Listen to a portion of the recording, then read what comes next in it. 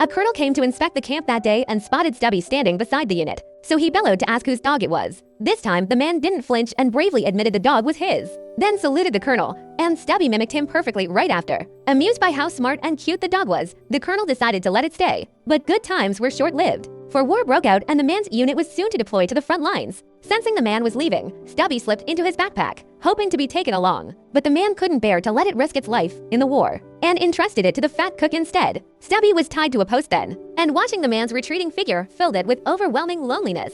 It promptly chewed through the rope, followed the man's scent, and chased him all the way to the train station. Seizing the moment the train had just started and was moving slowly, Stubby sprinted as fast as it could and finally climbed aboard the train the man was on. After a tough journey to the dock, it watched the soldiers board the ship one after another, only to be stopped from getting on itself. Quick-witted, it spotted the cargo being loaded, snuck over, and slipped into a crate, managing to board the transport ship successfully. It then hurried to the soldiers' quarters and used its keen sense of smell to find the man's bunk in no time. The man was overjoyed to see Stubby, but also filled with worry, and they had to figure out how to hide it, yet the officer spotted them by chance. Fearing the worst, Stubby quickly showed off its tricks, and its amazing performance earned it its very own military tag. After days of traveling, the unit finally reached the battlefield, a place shrouded in an air of death, where the comrades stationed there were utterly dejected. But Stubby was unaffected. It put its skills to use the moment it arrived, immediately pouncing on the mice stealing the rations. Yet it soon witnessed the cruelty of war as artillery shells rained down mercilessly. Luckily, the man shielded it with his body at once,